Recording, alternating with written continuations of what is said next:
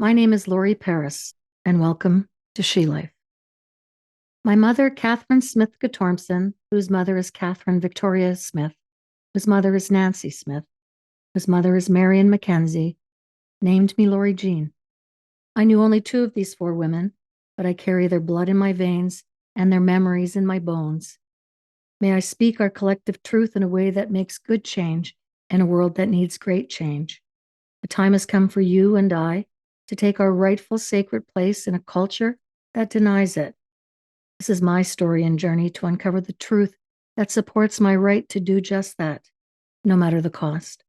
I hope you decide you deserve that sacred place too.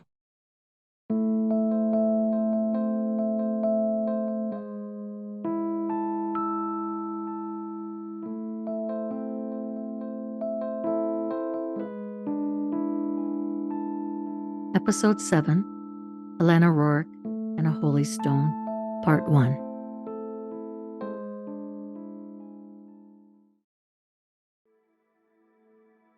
In Hindu mythology, the Chintamani stone, or Parasmani stone, was given by Makara, a sea creature that is half mammal and half fish, who is the guardian of gateways and thresholds, and in that capacity protects the throne rooms and entrances of Hindu temples.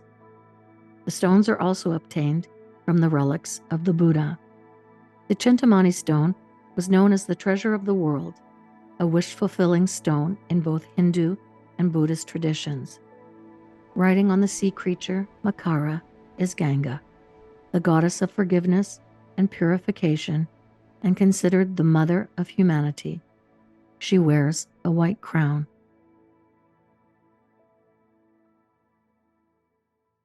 Chintamani stones are given to bodhisattvas, spiritual people working towards enlightenment or Buddhahood.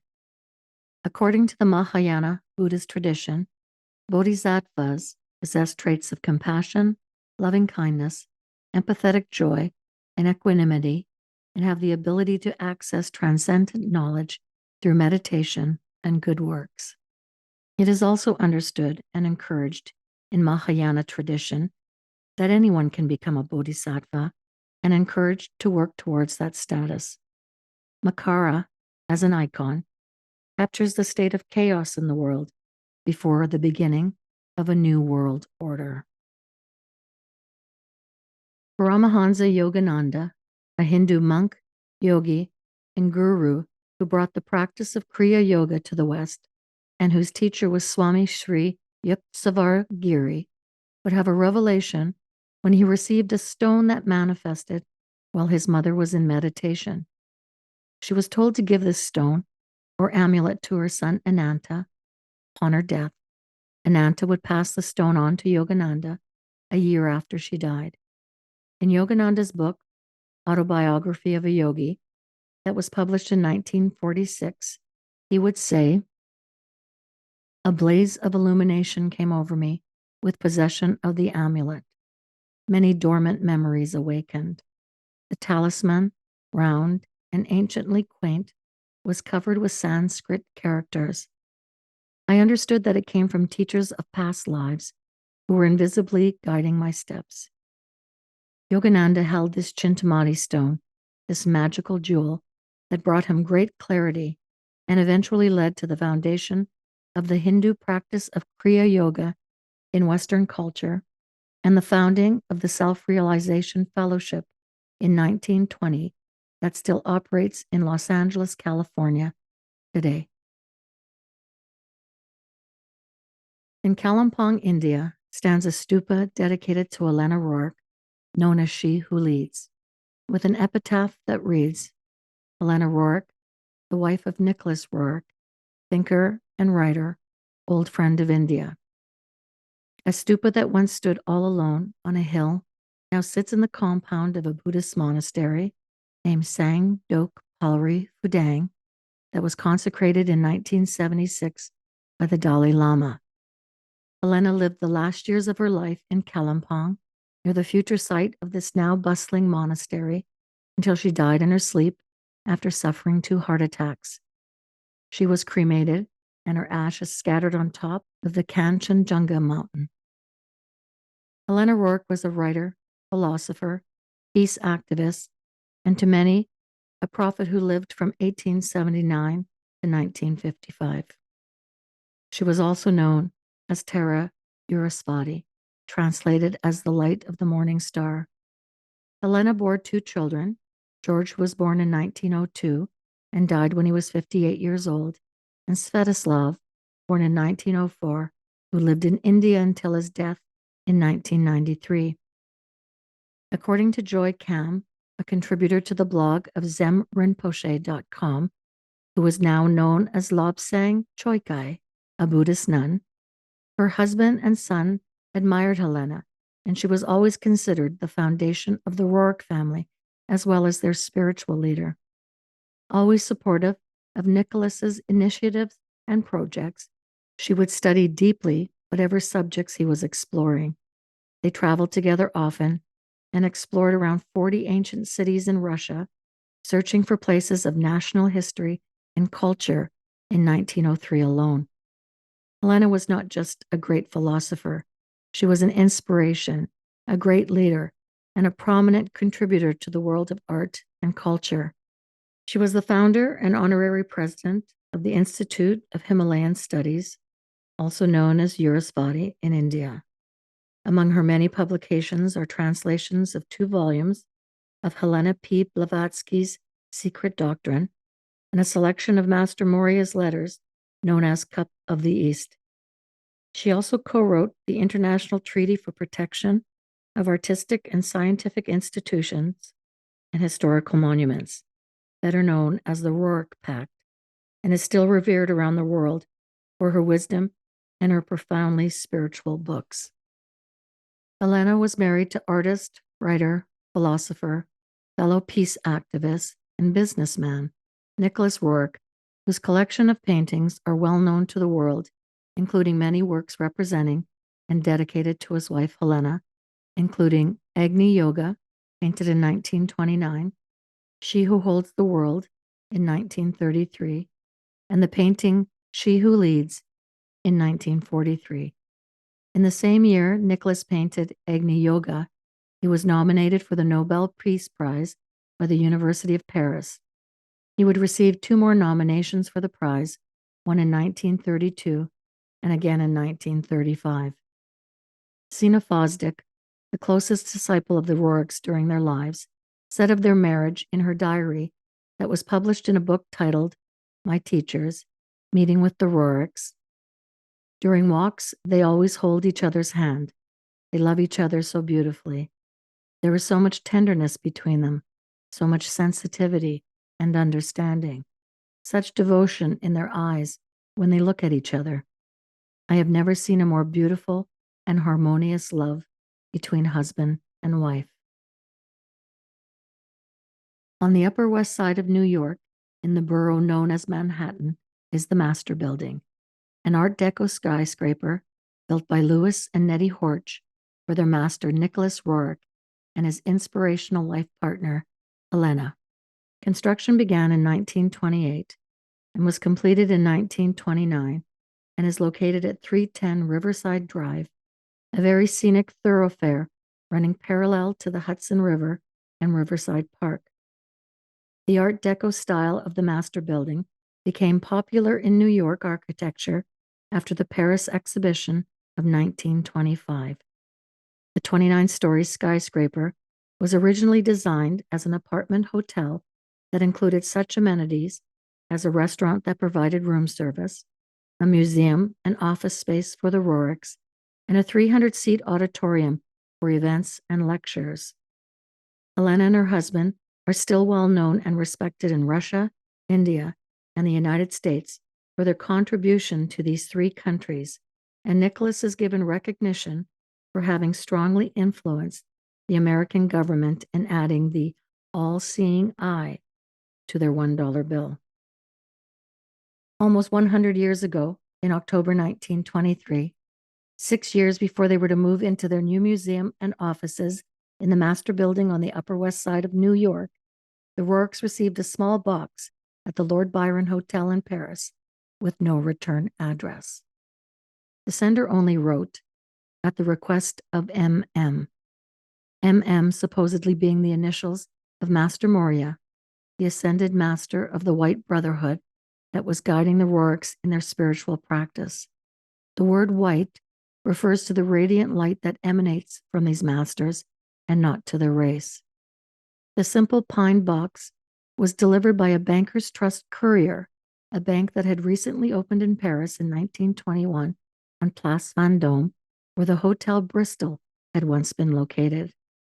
In the box was a 13th century Rothenburg casket, and inside that, a stone that was covered by a piece of leather decorated with magical symbols. They would call the stone Chintamani, with Helena describing it as, quote, Chintamani in Sanskrit, magical jewel, gift of the constellation Orion to the planet Earth, the mystical manifest as the treasure of the world, which is destined to bring happiness and prosperity to all living beings. Its actual place of origin is Sirius, because when this event occurred, Sirius was part of Orion. The Chintamani is preserved at the very heart of Shambhala and maintains a connection with the fire-breathing cores of maternal stars, thanks to which the planet Earth still retains its orbit of her own revolution.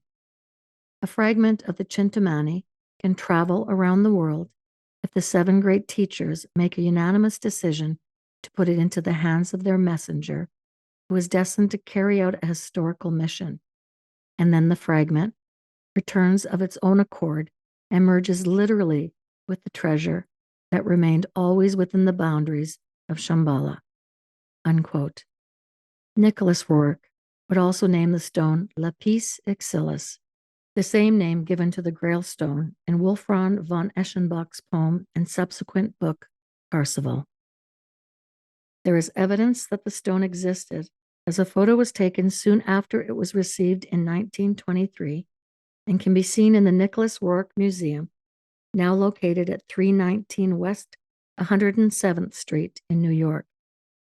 Nicholas shared that he believed the stone to be an extraterrestrial talisman from Sirius, the image in the picture looking very similar to a meteorite. Ian Heron, a researcher in the field of the Roerichs and their Chintamani stone, writes, in the center of the cloth is the monogram of Christ, and other floral motifs suggest it may be of Rosicrucian origin. Whoever sent the stone would also have known of Roerich's underlying aims for the expedition and regarded the stone as a protective and auspicatory talisman which would help the Roerichs achieve these aims. The expedition Heron refers to is Roerich's Central Asian expedition that officially began on the morning of March 6, 1925, with the participants traveling by train to Calcutta from Darjeeling. The tracks would end after 2 nights on the train. They would then travel by automobile to Srinagar, Kashmir, and organize the expedition with guides, supplies, and the necessities needed for the journey. Helena would carry the stone on her person during their expedition to the Himalayas in Central Asia, full of hope to build a new country, their Shambhala on earth, with its capital to be located in the legendary land of white waters in the Altai. Their new pan-Buddhist state that included southern Siberia, Mongolia, and Tibet would be based on a foundational economy of cooperatives and one universal religion guided by the teachings of their Master Morya and Theosophy. The Roerichs believed that ownership of the stone gave them the authority to build this new country, and in their writing agree with Heron's assessment, saying, the stone from the far-off worlds is a significant teraphim of the Brotherhood. Much has been written about this stone. A part of it performs the duty of a messenger throughout the world, carried by the hands of the chosen. People call the stone Grail, but it has also been called by many other names. Legends of all times reveal some of the truth regarding this stone, but its most significant aspect is not mentioned. The stone is permeated with a substance that helps to preserve the vibrational communications with the far-off worlds. John McCannon, a Harvard-educated professor, now teaching at the University of Saskatchewan, says of Nicholas in his new book, Nicholas Roerich, The Artist Who Would Be King, his story reads like an epic work of fiction and is all the more remarkable for being true. The Roerich's goal of building a new country, although seriously considered by people with the power and means to help in its creation, never came to fruition.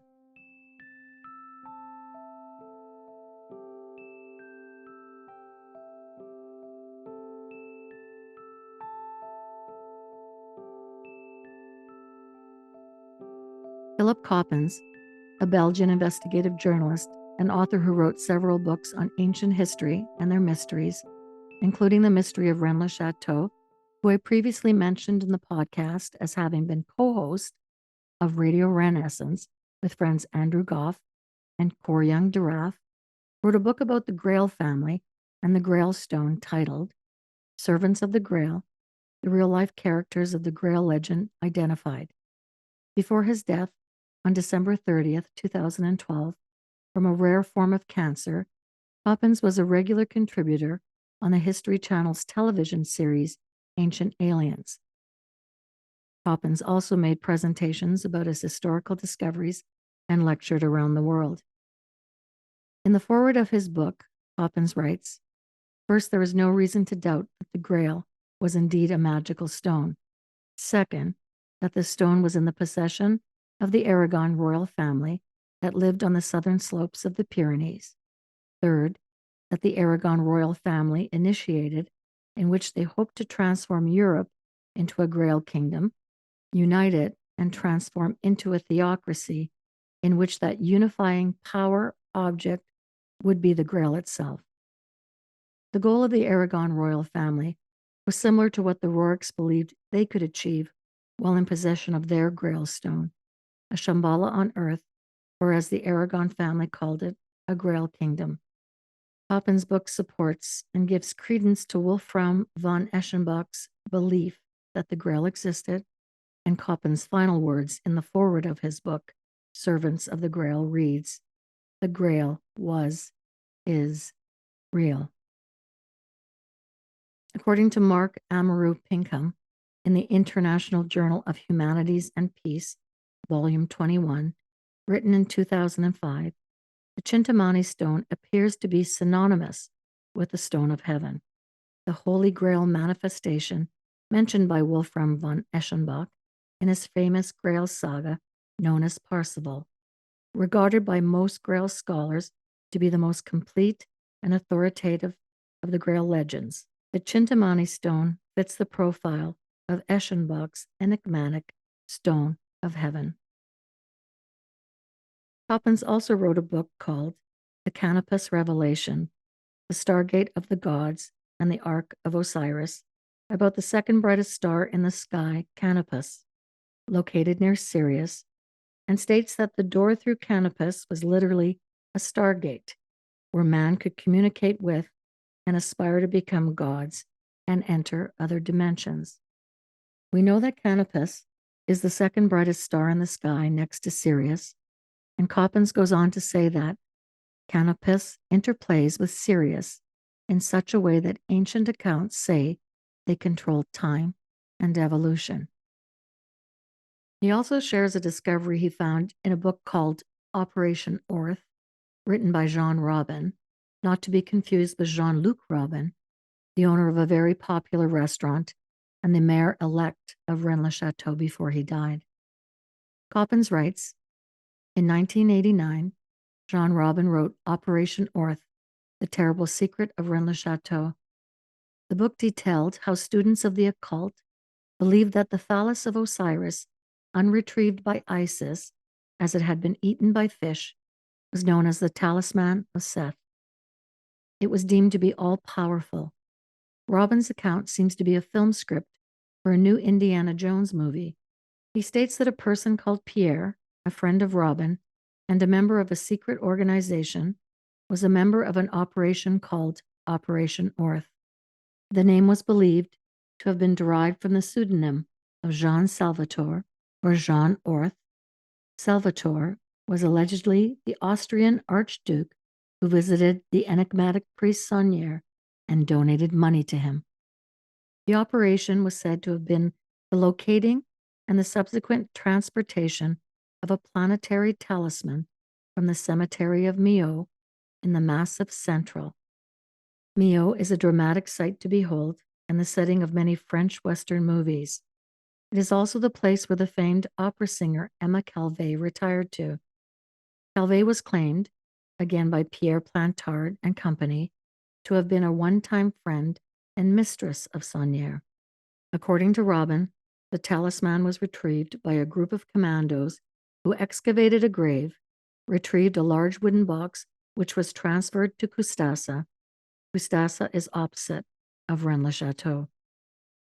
For the record, Emma Calvé not only retired to Millau, she is buried in Millau in a tomb that once sat in splendor on top of the ground as per usual for graves in France.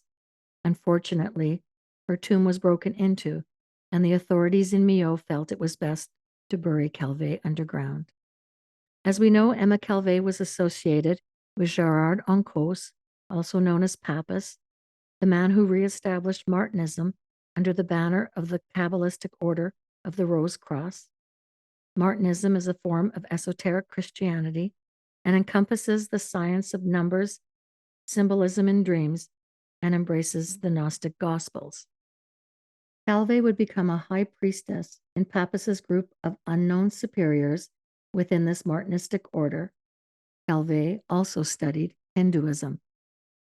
Truth or fiction, the story of this talisman or stone that was retrieved from the unidentified tomb in Millau has similar characteristics to the Chintamani stone of the Roerichs, as the talisman from the tomb in the cemetery in Millau could communicate with the stars.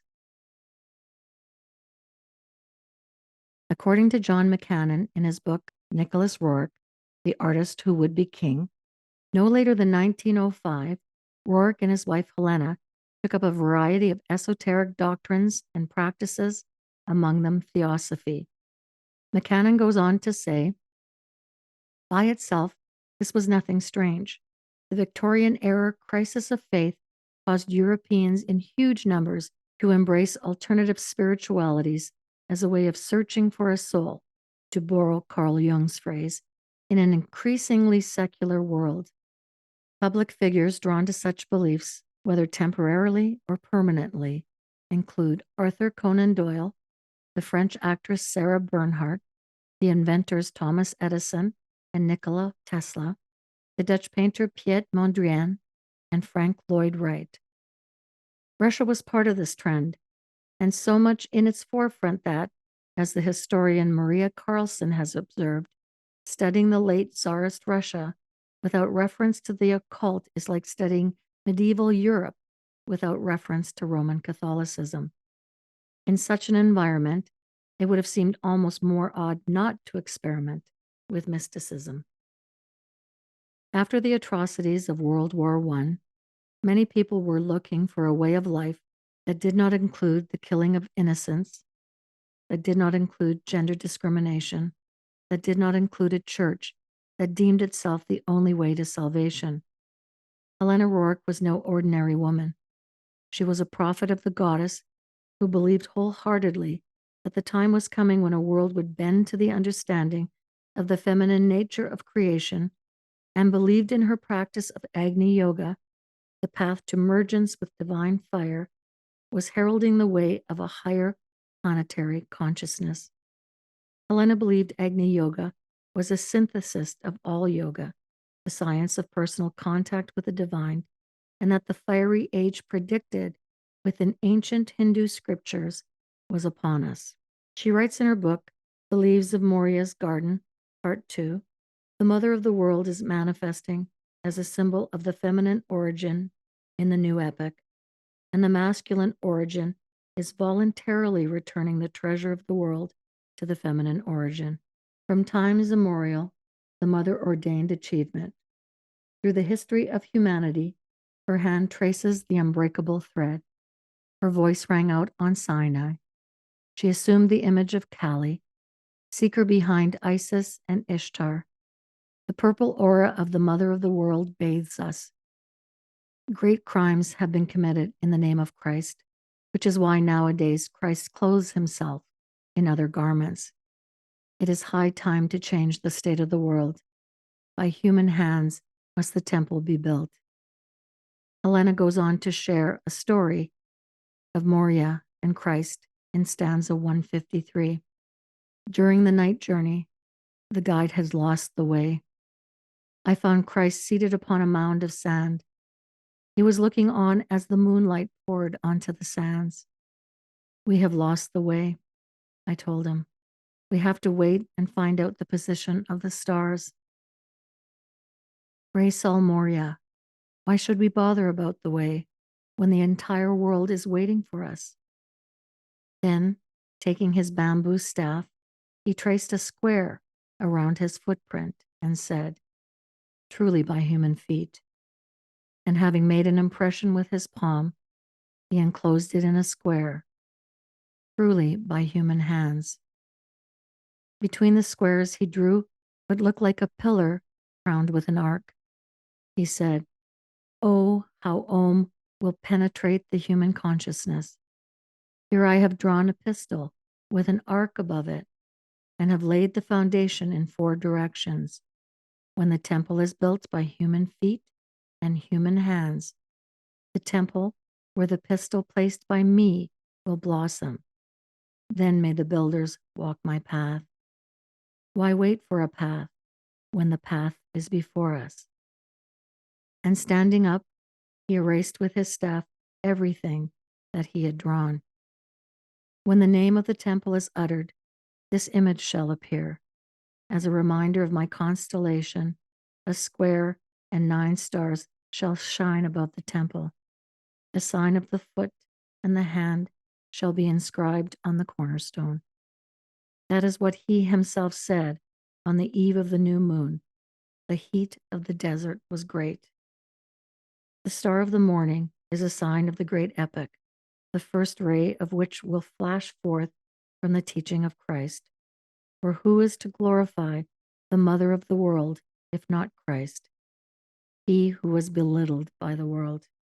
Give us the arch of the vault through which to enter. Helena and her husband Nicholas planned to build this temple in their new pan-Buddhist country for Christ, their Master Morya, and the White Brotherhood of Ascended Masters.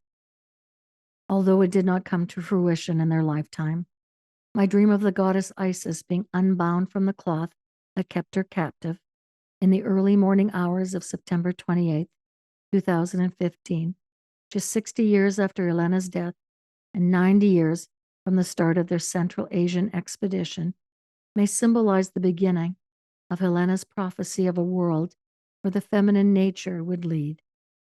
There is still hope for the world, as the White Brotherhood of Ascended Masters knew when they met in 1924, a year before the Roerichs left on their expedition. And as Helena's Master Morya prepares to meet with his brotherhood in 2024, as he does every 100 years, perhaps on the agenda is the transfer of spiritual power to the female gender and the gifting of the Chintamani, or Grail Stone, to the next chosen one to build the new temple.